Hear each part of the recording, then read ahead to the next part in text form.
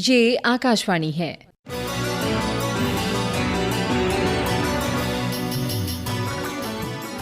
बदलती फिजाएं।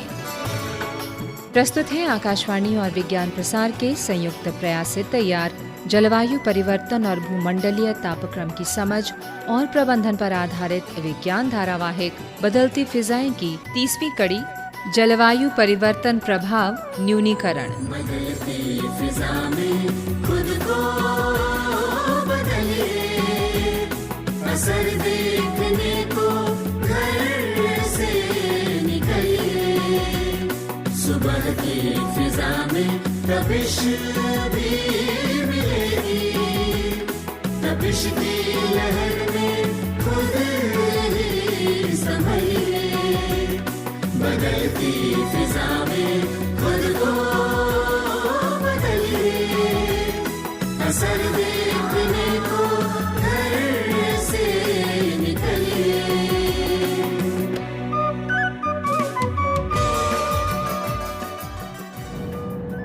Excuse me sir, जी। आपकी seat आपातकालीन द्वार के बगल में है।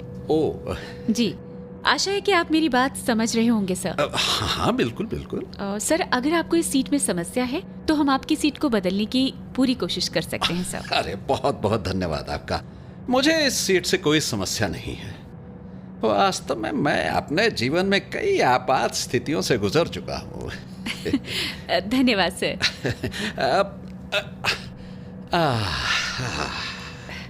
मैं उन सभी निर्देशों की घोषणा करूंगी जो हमारे सभी यात्रियों के बैठने के बाद इस तरह के आपातकालीन निकास के लिए विशिष्ट हैं। जी जी, आप अपना काम कीजिए, मैं यहाँ बहुत आराम से हूँ। Okay, thank you sir. 13 B, हाँ ये है। हाँ, ये सीट बेहतर है। जी आपातकालीन खतरे के बदले में पैर फैलाने की अच्छी खासी जगह है यहाँ। हाँ, बिल्कुल सही कहा आपने। अगर मुझे ये पेशकश की जाती तो मैं हमेशा ऐसी सीट का ही चुनाव करता। मैं भी। वैसे मैं हूँ अभिजीत। अरे मैं नीरज। तो आप दोहा तक जा रहे हैं या उससे आगे? जी नहीं, मुझे न्यूयॉर्क के लिए कनेक्टिंग फ्लाइट पकड़नी है। और आप? मैं फिलहाल दोहा। वैसे अगर आप बुरा ना माने तो एक बात पूछना चाह रहा था। हाँ, क्यों नहीं। अभी मैंने आपको ये कहते सुना कि आप कई आपात स्थितियों से गुजर चुके हैं। अरे मुझे ये जानने की उत्सुकता है कि क्या ये आपका काम है जो आपको ऐसी परिस्थितियों में ले जाता है, या आप अचानक ऐसी आपात स्थिति में खुद को पाते हैं? ये युवा लोग हैं, हमेशा जिज्ञासु और अधीर होते हैं। माफ कीजिएगा, मुझे शायद ऐसे सवाल नहीं पूछने चाहिए। अरे नहीं नहीं नहीं नहीं, ऐसी कोई बात नहीं है। माफी मांगने की कोई जरूरत नहीं है। दरअसल हम एक लंबी उड़ान पर हैं। जी। और इस समय में हम बहुत सारी बातों पर चर्चा कर सकते हैं, क्यों नहीं? जी बिल्कुल। यात्री कृपया ध्यान दें, अपनी कुर्सी की पेटी बांध लीजिए। अरे वो हम उड़ान भरने वाले हैं। बिल्कुल। ये इधर, हाँ ये देवियों और सज्जनों, नई दिल्ली से दोहा तक की उड़ान 8B 771 में आपका स्वागत है। हम वर्तमान में टेक ऑफ के लिए लाइन में तीसरे स्थान पर हैं और लगभग 6 मिनट के बाद उड़ान भरने की उम्मीद है। हम आपसे अनुरोध करते हैं कि कृपया अपनी सीट बेल्ट ठीक से बांध लें और अपनी सीटों के नीचे या ओवरहेड डिब्बों में सभी सामान सुरक्षित करें। धन्यवाद।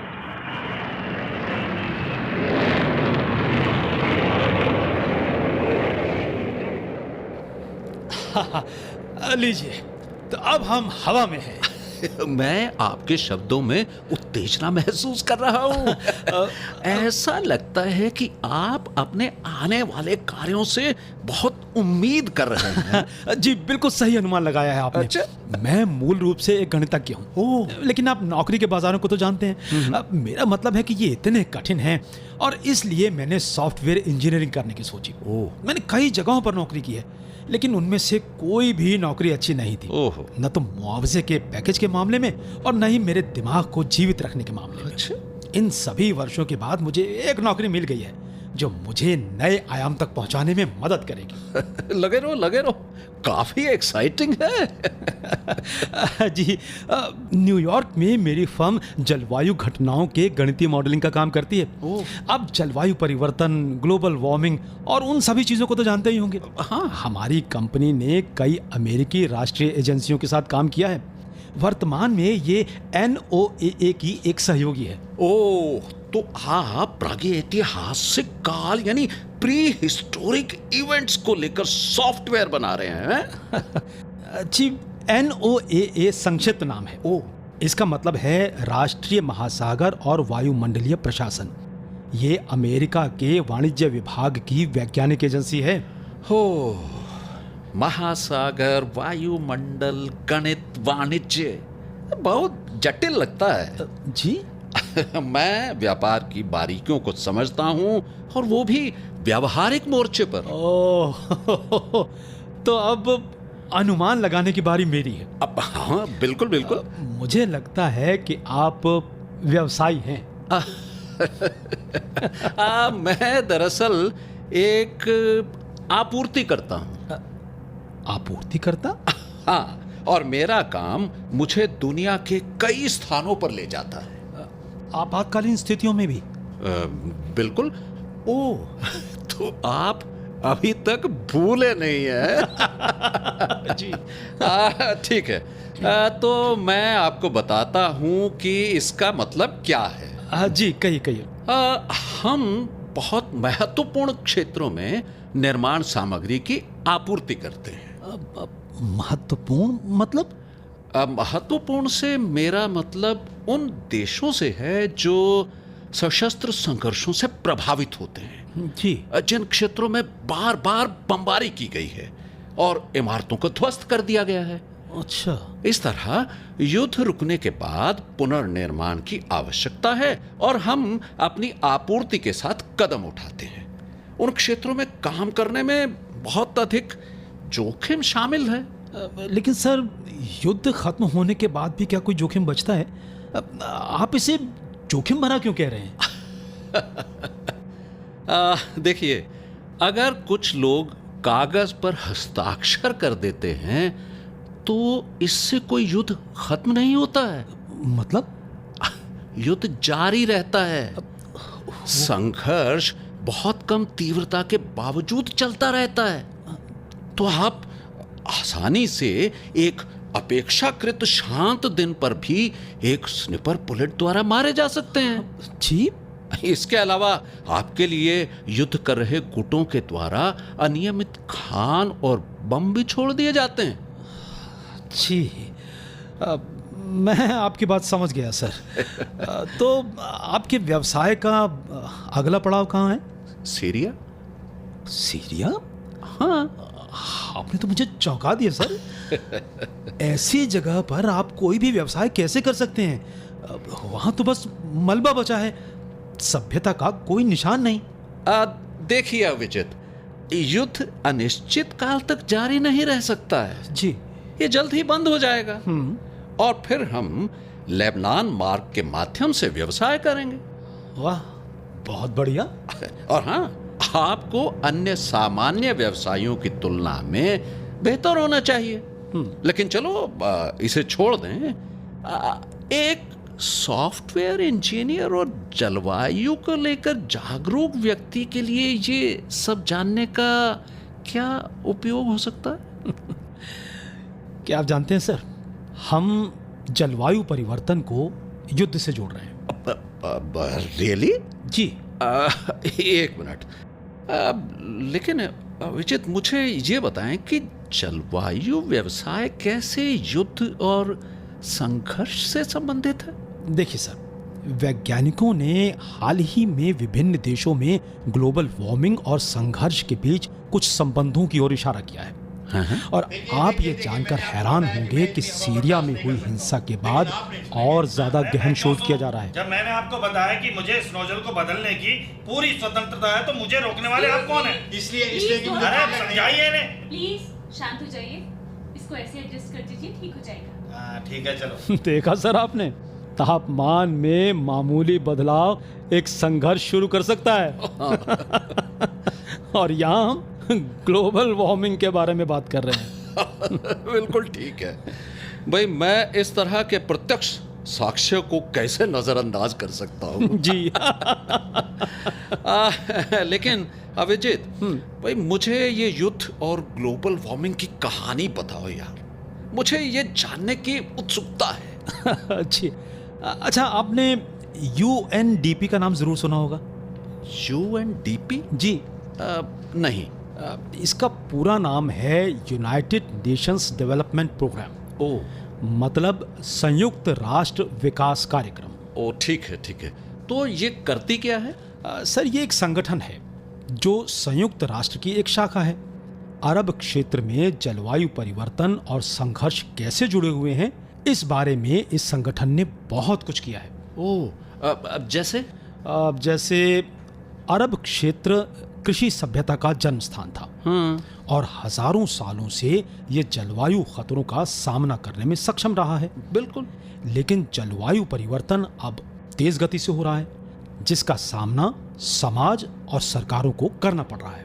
ओह, तुम बिल्कुल विश्वविद्यालय में पढ़ाने वाले प्रोफेसर की तरह बात करते हो अभिजीत। सर, हर आदमी का अपना अपना तरीका होता है। पर आपका बढ़िया है। खैर, हमें ऐसे सबूत मिले हैं जिनसे ये पता चलता है कि इस इलाके में लगभग 25 वर्षों के जलवायु परिवर्तन की वजह से सूखा पड़ा है। अच्छा। हाँ, ये बिल्कुल वैसा ही है जैसे इतिहास में लगभग 1000 वर्ष पहले सभ्यताएं बदली थी। ओह जी, इसकी वजह से इस इलाके के कुछ हिस्से ऐसे हो जाएंगे जहां कोई रह ही नहीं सकेगा। ओह, पर दोस्त ऐसा होना नहीं चाहिए भाई। हमारे व्यवसाय का क्या होगा? तुम मुझे डरा रहे हो। अरे रुकिए सर, सीरिया में सूखे ने ग्रामीण इलाकों की 20% से अधिक आबादी, यानी तकरीबन 10 लाख तक को आंतरिक रूप से विस्थापित कर दिया है। 10 लाख? जी, और उनकी आजीविका को भी कम कर दिया है। और इससे भी महत्वपूर्ण बात यह है कि इस विद्रोह ने सामाजिक भेद्यता को बढ़ा दिया। इसी तरह जलवायु प्रभाव ने इराक, सूडान और यमन में अस्थिरता पैदा करने में योगदान दिया है। तो भाई, हमें इसके लिए कुछ करना चाहिए। तो सर, आपसे किसने कहा कि दुनिया हाथ पर हाथ रखकर बैठी है? ये भी ठीक है। इस जलवायु परिवर्तन से निपटने के लिए बहुत सारी गतिविधियां चल रही हैं। लेकिन ये जानने के लिए आपको कुछ और बातों को भी जानना होगा। अच्छा, ये बताइए कि क्या आपने IPCC के बारे में सुना है? हाँ, बिल्कुल सुना है भाई। इसे नोबेल पुरस्कार मिला था। जी। मेरा बेटा अपनी परीक्षा से पहले इसके बारे में पढ़ रहा था, इसलिए ये मुझे अच्छे से याद है। बहुत अच्छे, इससे मेरा काम आसान हो जाता है। तो जलवायु परिवर्तन पर IPCC या अंतर सरकारी पैनल 1988 में बनाया गया था। अच्छा। ये विश्व मौसम संगठन यानी WMO और संयुक्त राष्ट्र पर्यावरण कार्यक्रम यानी UNEP द्वारा स्थापित किया गया था। अच्छा। इसका कार्य जलवायु परिवर्तन के सभी पहलुओं और इसके प्रभावों पर आकलन तैयार करना है, यानी यथार्थवादी प्रतिक्रिया रणनीतियां तैयार करने के लिए। वाह भाई, अगर मेरा बस चलता तो मैं तुरंत ही पदोन्नति के लिए आपके नाम की सिफारिश कर देता। आप तो यार बहुत जानकार हैं दोस्त। शुक्रिया सर। अरे, ये लोग हमें खाना कब परोसेंगे? अब तो यार भूख लगने लगी है। जल्दी आ जाएगा सर। चलो फिर, तब तक आप मुझे कुछ और जानकारी दे दो। हाँ सर, ये ठीक रहेगा। सर, तो मैंने आपको IPCC के बारे में बताया। हाँ हाँ हाँ। ऐसे ही जलवायु परिवर्तन या UNFCCC पर संयुक्त राष्ट्र फ्रेमवर्क एक और महत्वपूर्ण पहलू है। अच्छा। ये 1991 में स्थापित किया गया था, लेकिन भाग लेने वाले देशों द्वारा सभी आवश्यक हस्ताक्षर के बाद ये 1994 में लागू हुआ था। अच्छा, 1991 के बाद 1994 में? जी। तो यार ये हस्ताक्षर करना बहुत जरूरी था क्या? सर, इतने सारे देश हैं और उन सभी का अपना अपना हित है, लेकिन वैश्विक मामलों में सभी देशों को एक साथ लाना बड़ी जिम्मेदारी होती है। तो सभी ने दस्तावेज पर हस्ताक्षर किए? नहीं सर, 50 देशों ने हस्ताक्षर किए, उसके बाद ही इसे लागू किया गया। सारे दलों का साथ आना सम्मेलन का मूल मुद्दा बन गया। अच्छा। उन्हें संक्षेप में COP कहा जाता है। COP? जी, COP यानी कॉन्फ्रेंस ऑफ पार्टीज। ओ। दलों ने 1995 की शुरुआत में बर्लिन में COP1 नाम का पहला सत्र आयोजित किया था। अच्छा। औद्योगिक देशों से प्रतिबद्धता का एक दस्तावेज पहले से ही मौजूद था। सम्मेलन के पक्षों ने इस बात पर सहमति व्यक्त की थी कि प्रतिबद्धता अपर्याप्त थी और अतिरिक्त प्रतिबद्धताओं पर बर्लिन संधि वार्ता शुरू की गई। अच्छा, तो ये COP की मीटिंग अब भी होती है? जी बिल्कुल। मैं आपको COP3 के बारे में बताना चाहता हूँ। ये जापान के क्योटो शहर में हुआ था। COP3 ने दिसंबर में क्योटो प्रोटोकॉल अपनाया।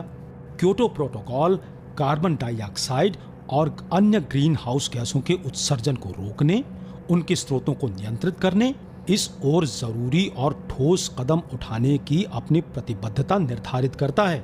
अच्छा अच्छा अच्छा। तो अभिजीत, ये COP एकल संस्था है? जी हाँ, ये एकल संस्था है, लेकिन उनकी मदद के लिए कुछ सहायक निकाय भी हैं। सम्मेलन 2 स्थायी सहायक निकायों अर्थात वैज्ञानिक और तकनीकी सलाह के लिए सहायक निकाय और कार्यान्वयन के लिए सहायक निकाय स्थापित करता है। ये निकाय COP को सलाह देते हैं। ये निकाय नियमित रूप से अपनी बैठक भी आयोजित करते हैं। मुझे लगता है कि यहाँ व्यवसाय के अच्छे मौके हैं। जी। अब ये बताओ यार, इसके लिए किससे मिलना होगा? सर, मुझे लगता है कि आपको कार्यकारी सचिव से मिलना होगा। ओह अच्छा। जी, सचिवालय संस्थागत रूप से संयुक्त राष्ट्र से जुड़ा हुआ है और संयुक्त राष्ट्र के तहत प्रशासित है। जैसा कि मैं कह रहा था, उसके प्रमुख कार्यकारी सचिव हैं। COP के परामर्श से संयुक्त राष्ट्र के महासचिव द्वारा उन्हें नियुक्त किया गया है। आप समझा। लीजिए सर, आखिरकार पेट के लिए भोजन आ ही गया। अरे हाँ। सर, आपका क्या है? मेरा वेज। जी, ये लीजिए। मेरा भी वेज। जी, थैंक यू। यहाँ thank you sir. Thank you thank you. अरे एक सेकंड, ये अब आप जूस लेंगे? अच्छा, ये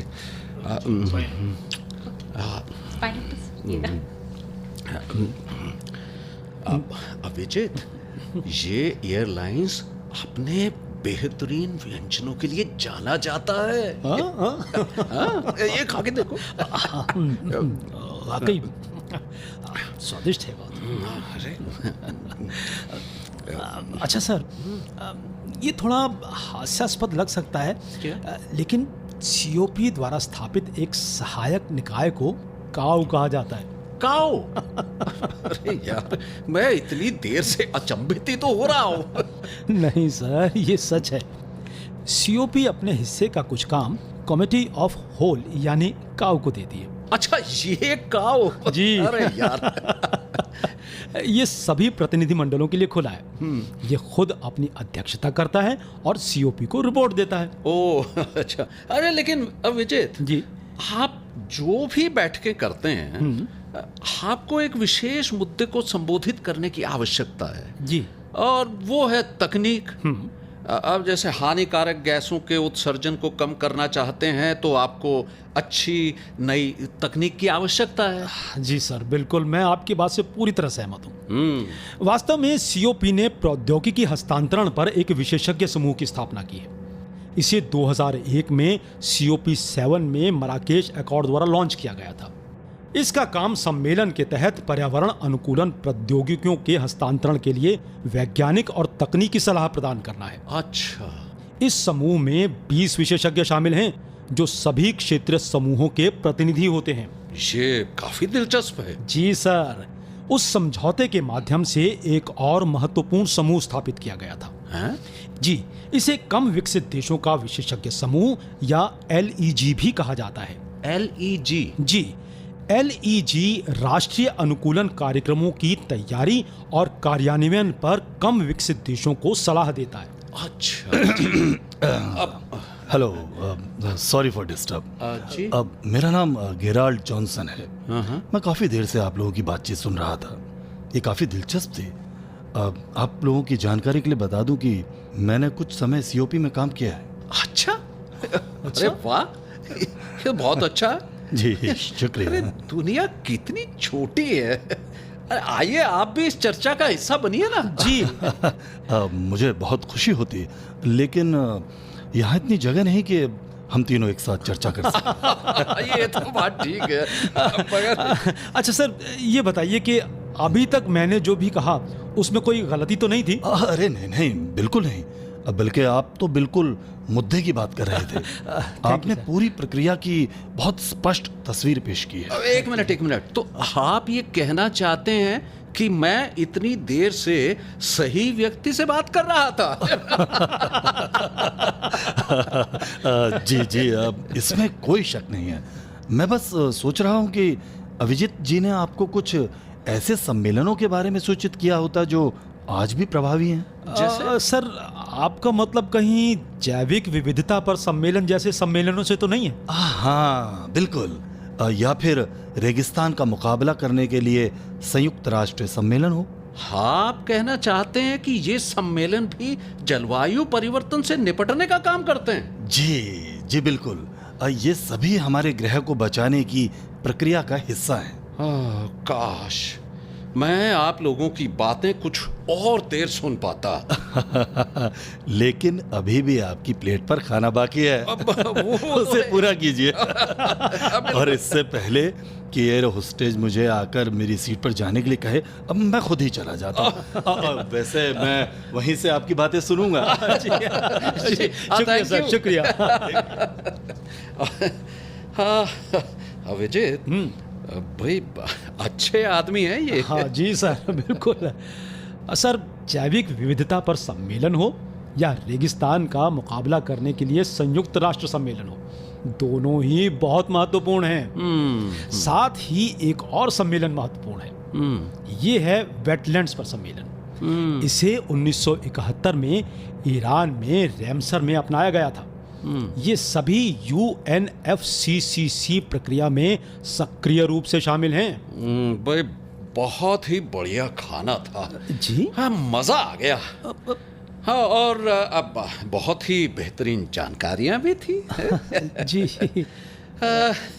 अभिजीत, माफ करें, मैं छोटी सी बस अब नींद लेना चाहता हूँ। मैं थोड़ा थक गया हूँ। अच्छा सर, थैंक यू। ठीक है। अब जैसा आपको ठीक लगे। Thank you.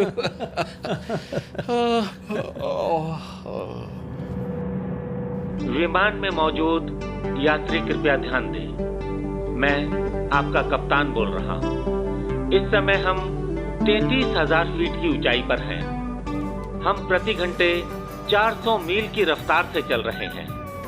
मौसम अच्छा लग रहा है और हम अपने समय से 15 मिनट पहले ही दोहा में उतरने की उम्मीद कर रहे हैं।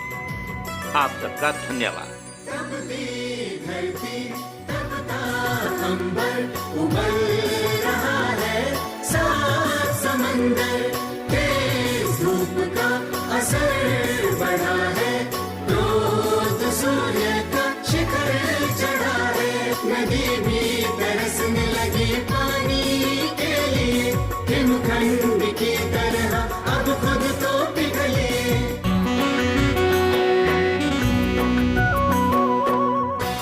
बदलती फिजाएं।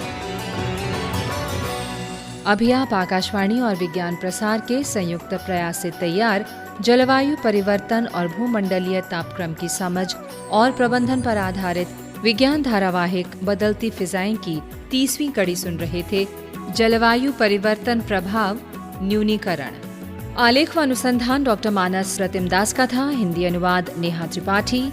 शीर्षक गीत डॉक्टर मेहता नागेंद्र सिंह। समन्वय डॉक्टर नकुल पराशर और डॉक्टर वीरेंद्र कुमार त्यागी। निर्देशन शरद शर्मा। प्रस्तुति सहायक हैदर रिजवी और इस कड़ी के प्रस्तुतकर्ता थे दिलीप झा। भाग लेने वाले कलाकार थे विजय नाग्याल, किशोर सहजानी, सुनील लोहिया, सुषमा शर्मा और राजीव शर्मा। साथियों, भी जाइए नहीं, अब समय है आपसे किए जाने वाले प्रश्नों का। हम आपसे 2 प्रश्न पूछेंगे और सही उत्तर भेजने वाले श्रोताओं को लकी ड्रॉ द्वारा निकाले गए परिणामों के आधार पर विज्ञान प्रसार द्वारा आकर्षक पुरस्कार दिए जाएंगे। हमारा आज का पहला प्रश्न है, नोवा यानी कि NOAA क्या है?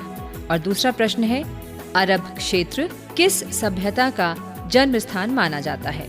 तो हमारा पता नोट कर लें। विज्ञान धारावाहिक बदलती फिजाएं द्वारा निदेशक विज्ञान प्रसार, A50 institutional area, sector 62, Noida 201309। आप अपने उत्तर हमें ईमेल द्वारा भी भेज सकते हैं। हमारा ईमेल पता है radio@vigyanprasar.gov.in।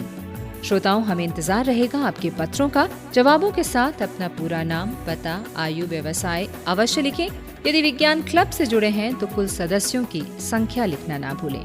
हाँ, अगर आपके मन में कोई प्रश्न या जिज्ञासा हो तो वो भी जरूर लिख भेजिएगा। धारावाहिक बदलती फिजाएं की अगली कड़ी आप अगले सप्ताह इसी दिन और इसी समय सुन सकेंगे। नमस्कार।